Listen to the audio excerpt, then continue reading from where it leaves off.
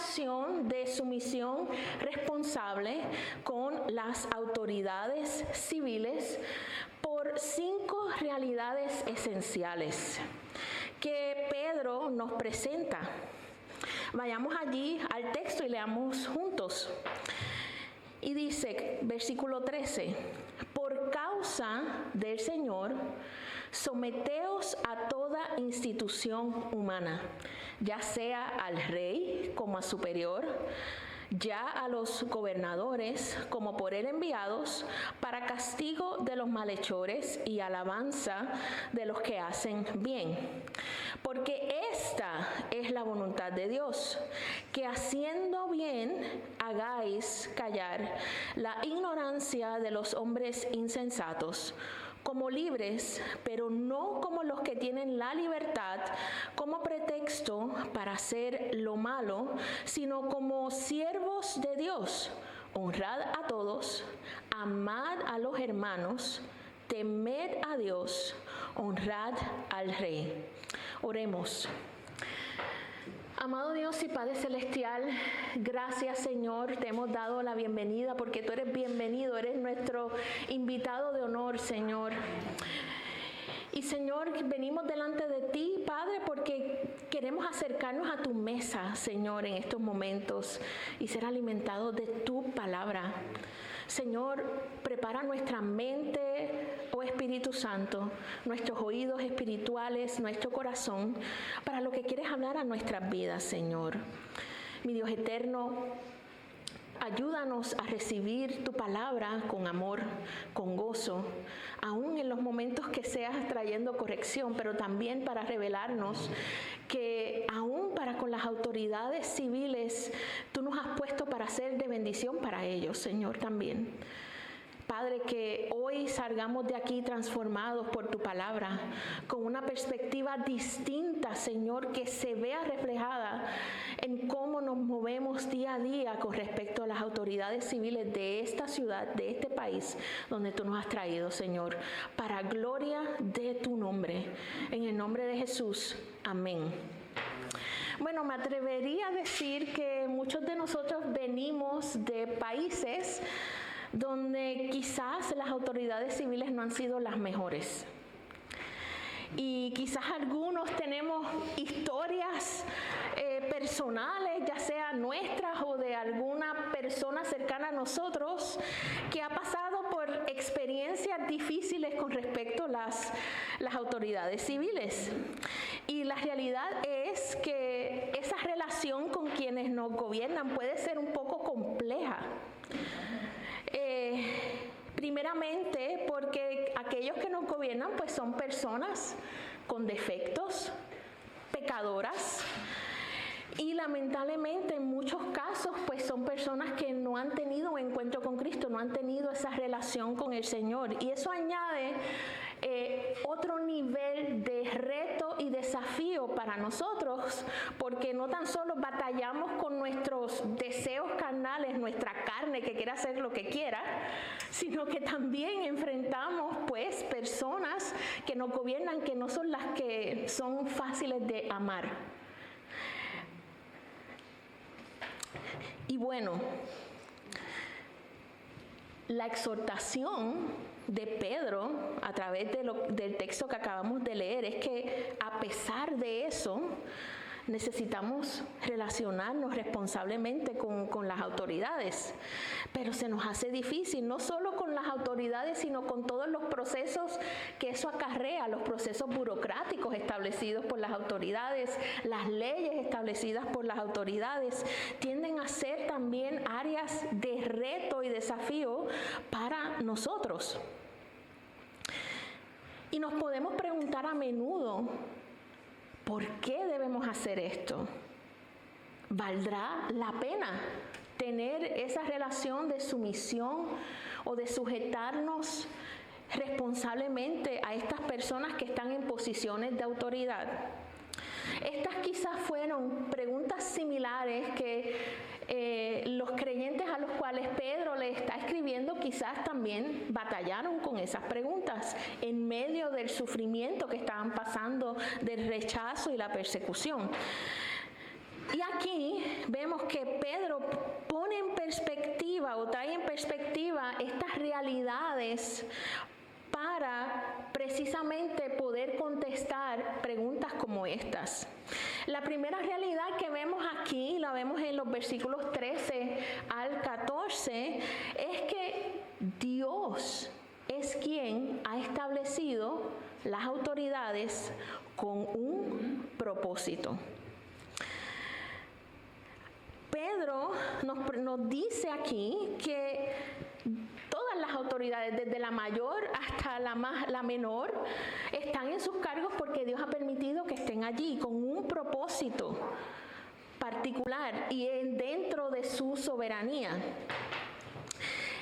Y el propósito que nos presenta Pedro aquí es que ellas están ahí para castigar a los que hacen el mal y honrar a los que hacen el bien. Esa es la intención y el propósito de Dios.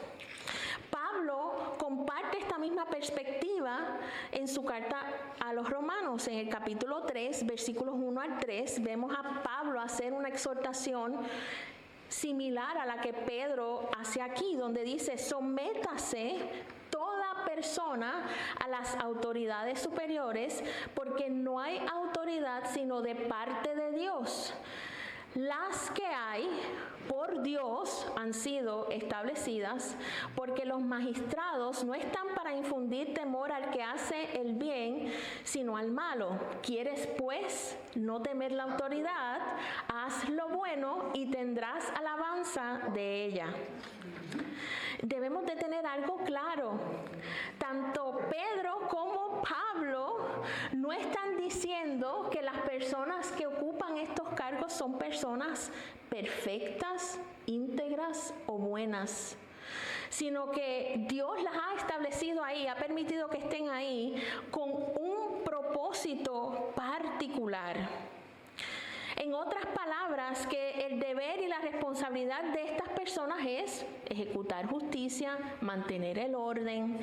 Y aunque muchas personas que están en estas posiciones de autoridad fallan en cumplir esto, la realidad es que no cambia en absoluto el propósito de Dios para ponerlas allí. Esto igualmente implica que al someternos de manera responsable ante estas autoridades, no depende de que sean justas, de que cumplan a cabalidad su responsabilidad o que lo merezcan, ya que se trata más bien de un aspecto de nuestra obediencia y fidelidad a Dios y no a esos gobernantes y esas autoridades. Muchos eruditos piensan que Pedro escribió esta carta durante el periodo donde Nerón fue emperador romano. Y a Nerón se le atribuye la persecución neroniana. Y este fue el primer gran episodio oficial de violencia estatal contra los cristianos en el Imperio Romano. Y esto ocurrió tras un gran incendio en Roma en el año 64 después de Cristo. La gente sospechaba que quien había estado detrás de ese incendio había sido el mismo Nerón, porque él quería construir un lujoso edificio llamado el Domus Aurea. Y Nerón, ante las sospechas de las personas, decide culpar a los cristianos de ese incendio. Y ahí comenzó a intensificarse aún más el rechazo a los cristianos. Y empezaron los cristianos a sufrir castigos tortuosos en manos del Imperio Romano. Y en este contexto de hostilidad creciente, Pedro exhorta a los creyentes al recordarles que deben mantenerse en una relación de sumisión responsable con las autoridades, incluso con ese mismo emperador no tan bueno romano. Porque por encima del emperador romano y de todas las autoridades, aun cuando estuviesen persiguiéndolos a ellos, aun cuando los estuviesen rechazando, seguía vigente Dios como autoridad suprema y su soberanía seguía vigente y seguirá vigente siempre. Pedro no escribe estas palabras como alguien que no tiene esa experiencia, no hemos tenido quizás esos momentos donde personas nos dicen que nos entienden en nuestra situación, pero sabemos muy bien que nunca han pasado por esa situación y nos dan consejo sin en realidad saber lo que estamos pasando. Ese no era el caso de Pedro. Pedro no estaba escribiendo desde la inexperiencia. En Hechos capítulo 5 precisamente vemos que Pedro y Juan fueron encarcelados por estar predicando el evangelio por las autoridades judías, las autoridades religiosas judías, específicamente los saduceos. Y eventualmente llega el punto de que estas personas empiezan a insistirles a ellos y a decirles: no prediquen en el nombre de Jesús.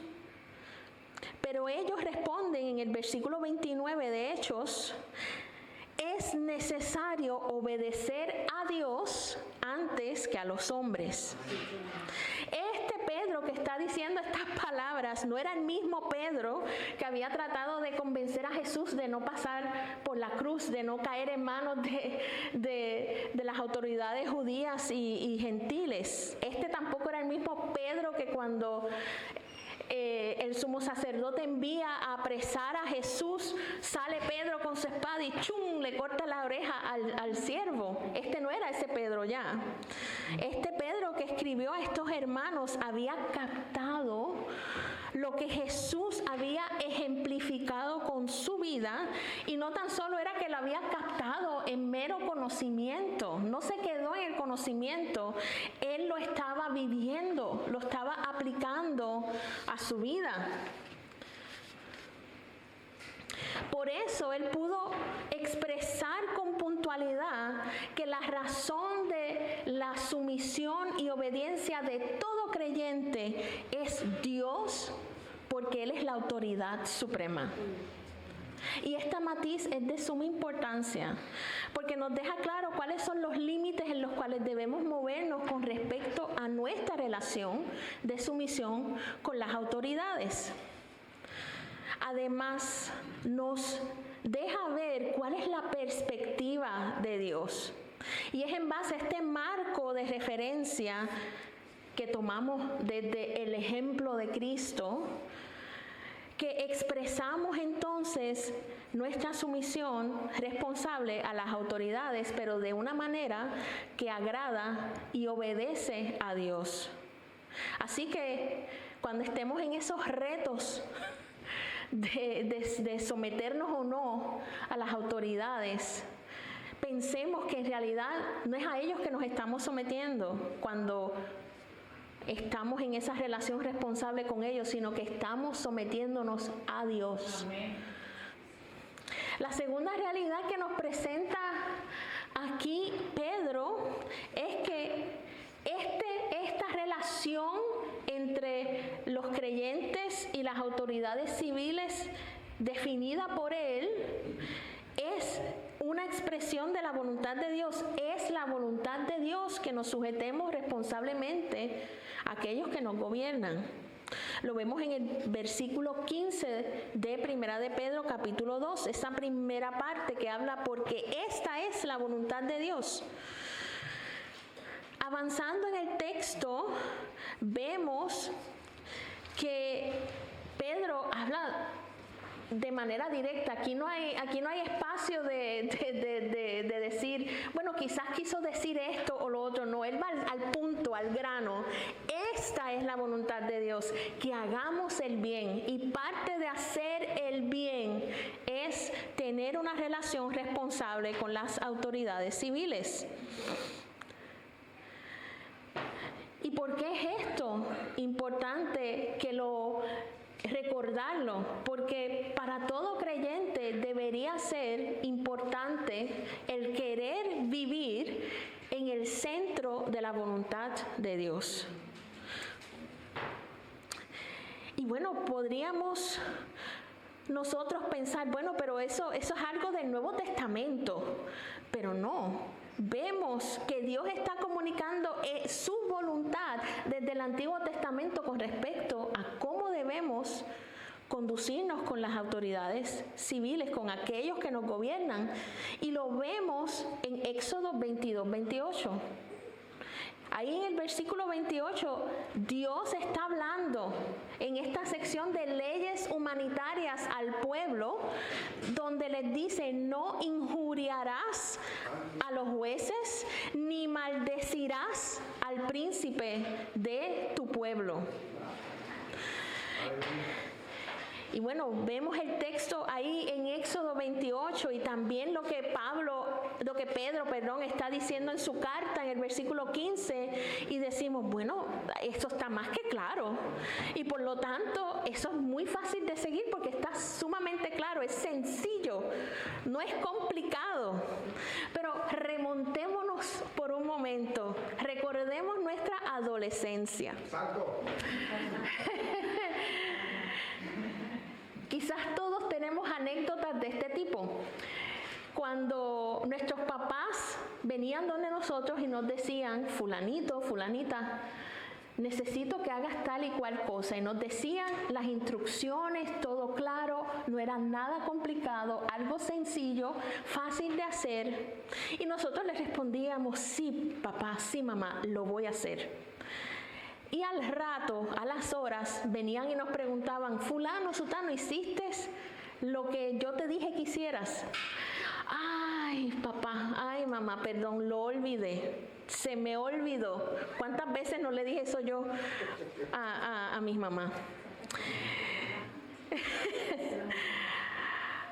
Y esto no era porque repentinamente sufríamos un ataque particular de amnesia selectiva.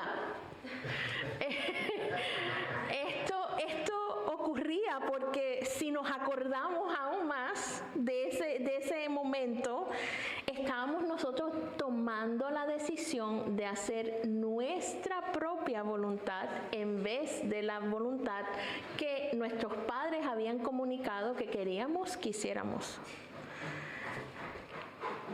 Y aunque el texto aquí lo dice claramente, esa es la voluntad de Dios, nosotros seguimos batallando con someternos a esa voluntad de Dios.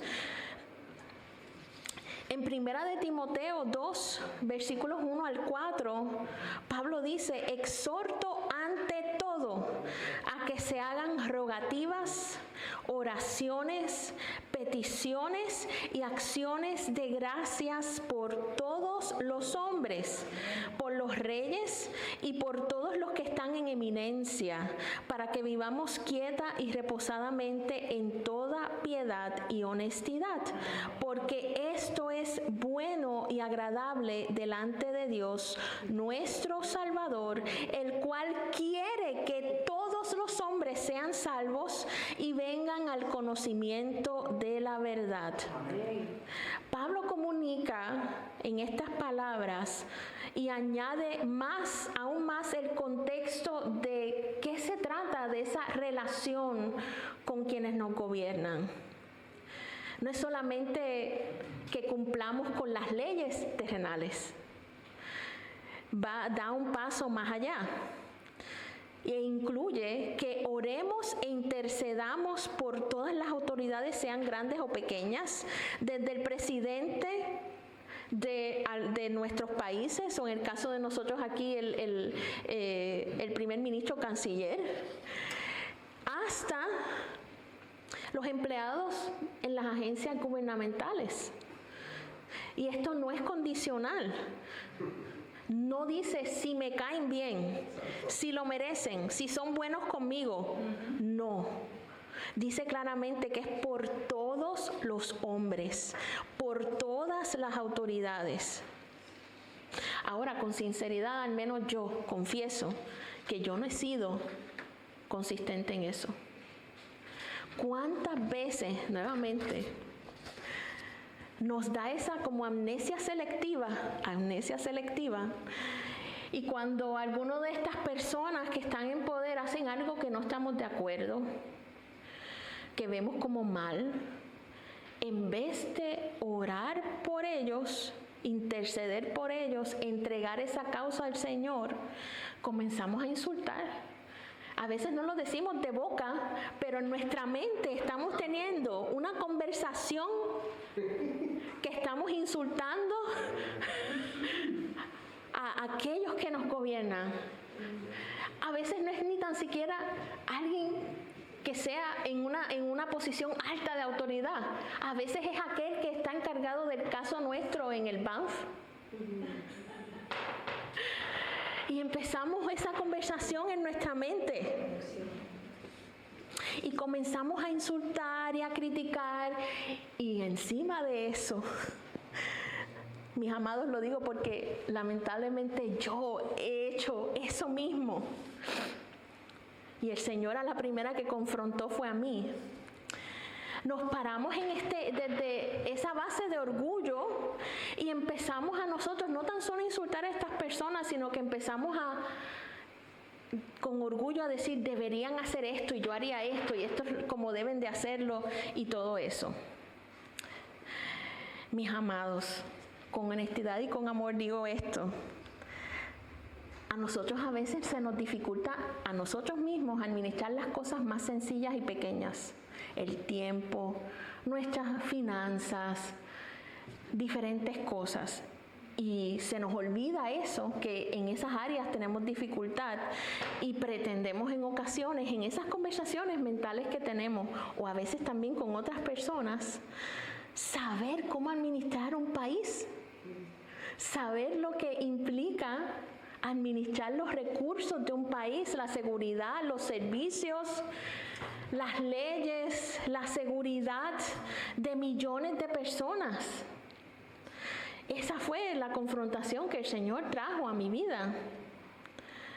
Y no me malentiendan, yo no estoy justificando ni es la intención de las Escrituras ni de Dios el justificar las malas decisiones y los actos incorrectos que muchas personas en autoridad toman y hacen.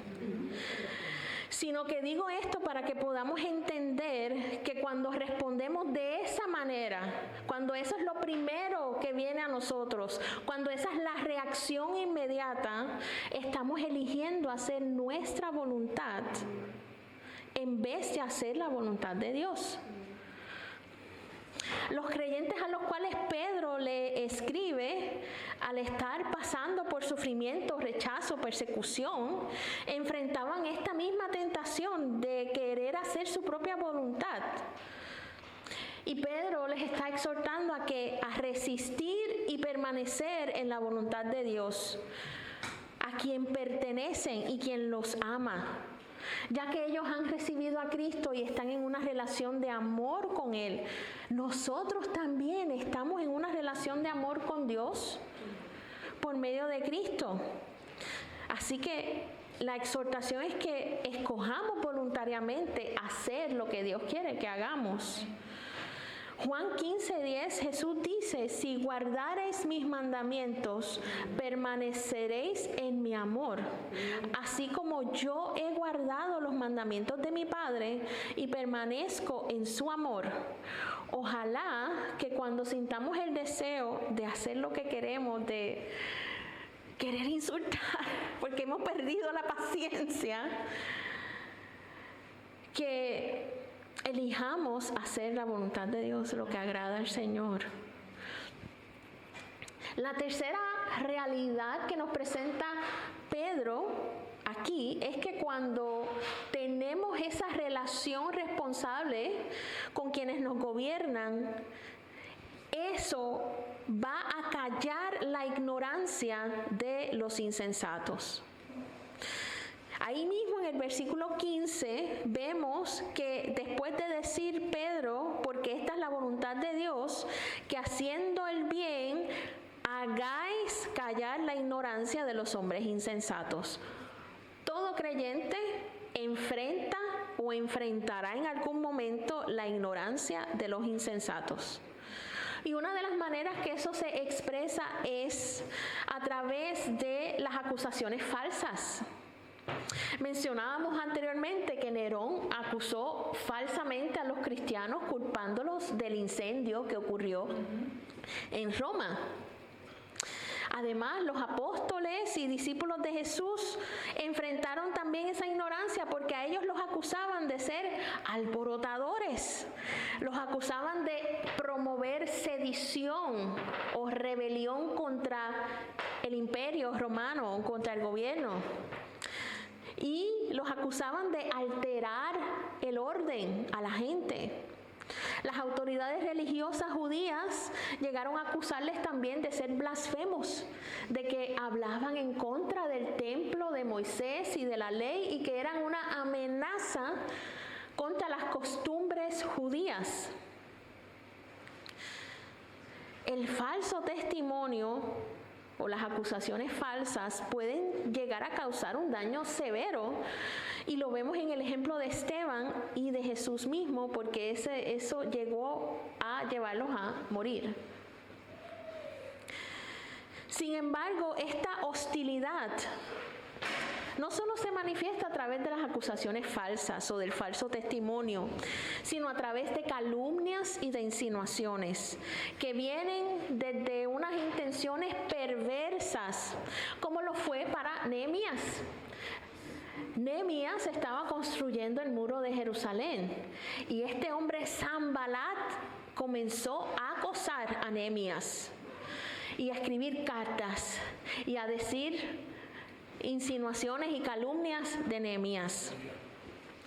Igualmente Daniel enfrentó esa ignorancia de los insensatos a través de una trampa que fue hecha manipulando el sistema legal de Babilonia con el fin de destruirlo.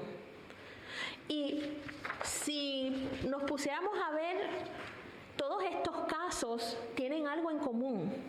Primeramente vemos que se trata de un ataque al testimonio de estas personas. Fue un ataque al testimonio de Jesús, fue un ataque al testimonio de Esteban, igualmente para Nehemías y para Daniel. Con el propósito de detener la obra y lo que Dios tenía planificado hacer a través de ellos. Jesús nos dice por qué vamos a enfrentar la ignorancia de los insensatos. En Juan 15, 18 al 21, dice Jesús: si el mundo os aborrece, sabed que a mí me ha aborrecido antes que a vosotros. Si fuerais del mundo, el mundo amaría lo suyo.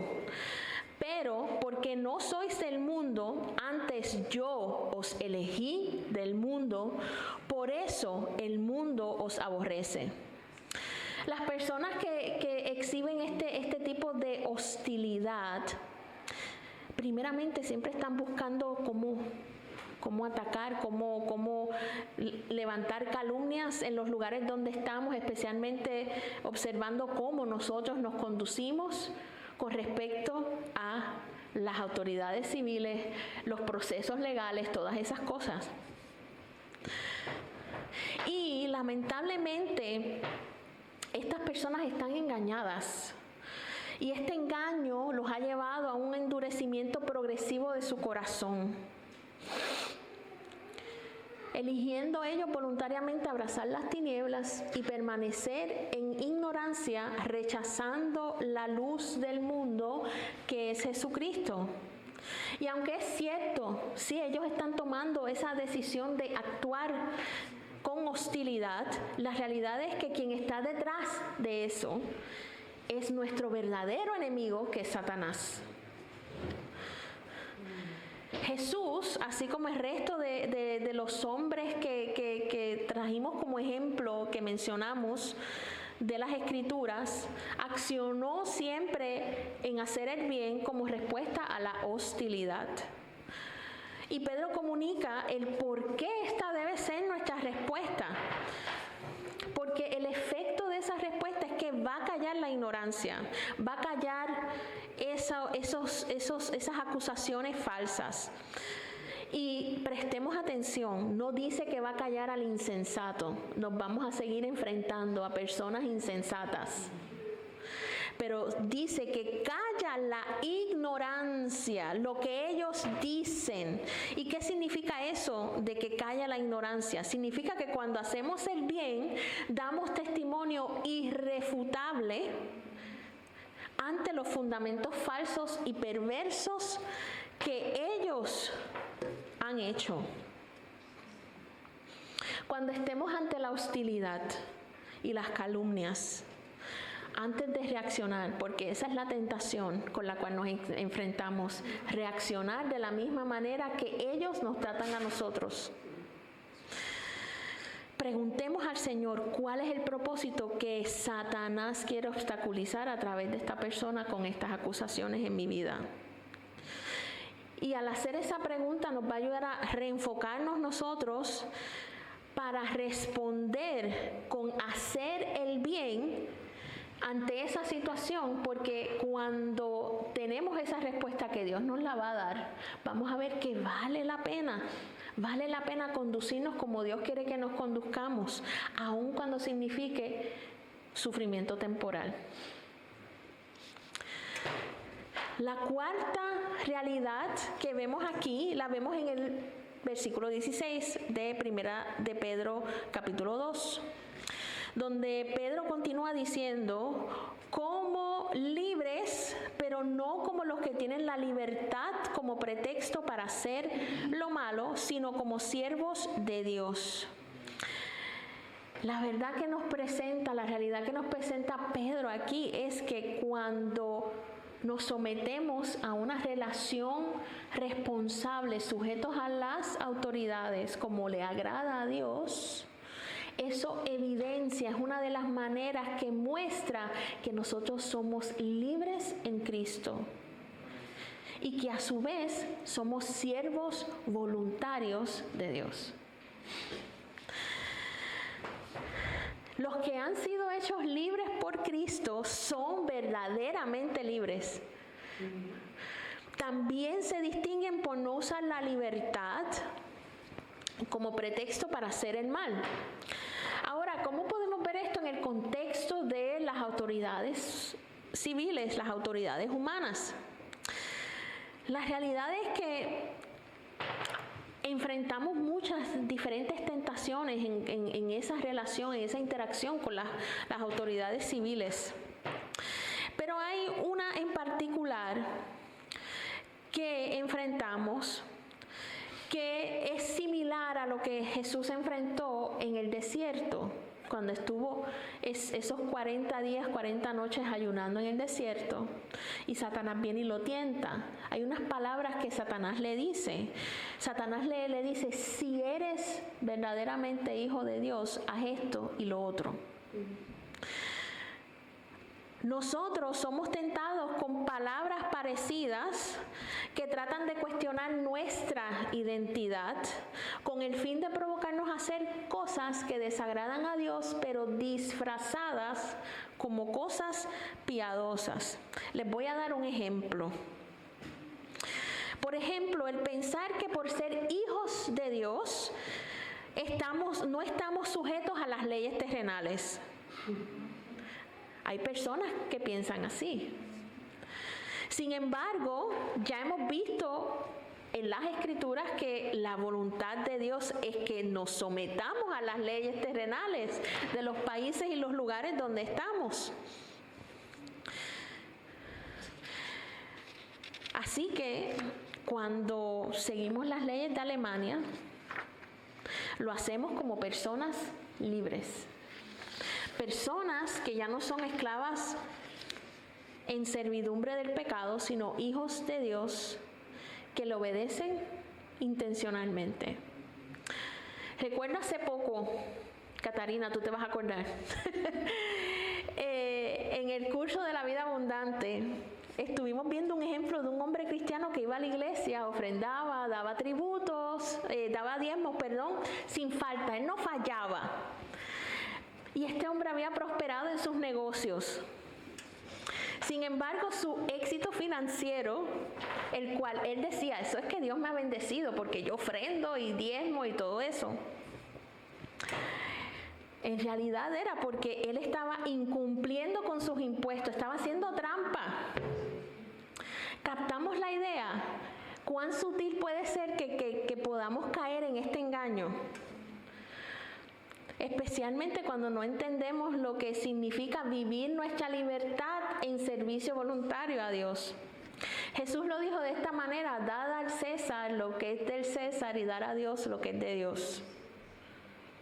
Y en su esencia, aquí Jesús estaba enfrentando una trampa que le querían tender. Y el tema era acerca del tributo, pero esto no solo aplica a que paguemos nuestros impuestos. Esto aplica a muchas áreas de nuestra vida.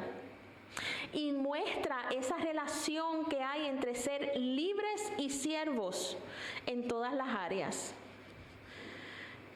Eclesiastés 8:5 lo presenta de esta manera: el corazón del sabio discierne el tiempo y el juicio. Me gusta mucho la versión Nueva Traducción Viviente que dice: los sabios encontrarán el momento y la forma de hacer lo correcto. Somos libres porque estamos bajo un nuevo pacto en Cristo. Y en esa libertad nos sujetamos a las autoridades civiles. Y a su vez somos siervos de Dios porque nuestra obediencia es a Él. Por esta razón, así como Dios exhortó a el pueblo judío cuando estaban siendo exiliados, iban a salir al exilio a Babilonia, Él da una exhortación a través del profeta Jeremías, y es la misma exhortación que nos habla hoy. Procuremos la paz de la ciudad en la cual Dios nos ha traído y roguemos por ella al Señor, porque en su paz tendremos nosotros paz también. Amén. Vayamos al versículo 17 de Primera de Pedro capítulo 2. Y dice: honrad a todos, amad a los hermanos, temed a Dios, honrad al Rey. Pedro agrupa o resume cómo debe vivir un ciudadano del reino de los cielos aquí en el plano terrenal, dando el debido respeto a todos, amando a los hermanos de la fe, viviendo en temor reverente para con Dios y dando el debido honor y respeto a las autoridades civiles. Romanos 13:7, Pablo lo explica de esta manera: pagad a todos lo que debéis, al que tributo, tributo, al que impuesto, impuesto, al que respeto, respeto, al que honra, honra. Cada seguidor de Jesús, cada uno de nosotros, somos también embajadores suyos donde quiera que nosotros estamos. Somos sus representantes, representamos a Jesús. Pensemos en un momento, porque cuando meditaba en esto, tuve que tomar una pausa y ponerme a pensar en lo que eso implica. Nosotros representamos a Jesús, el Hijo de Dios que es santo, puro, íntegro, justo, humilde, lleno de gracia y de verdad. Y somos también llamados sus testigos. Y no solamente como testigos estamos llamados a llevar el mensaje del Evangelio, estamos llamados también a mostrar a Cristo, a vivir su ejemplo, a vivir nuestra identidad en Él, que sea palpable y visible para todos los que nos rodean, donde quiera que estemos, que somos embajadores del reino de los cielos, que somos representantes, testigos de Jesús.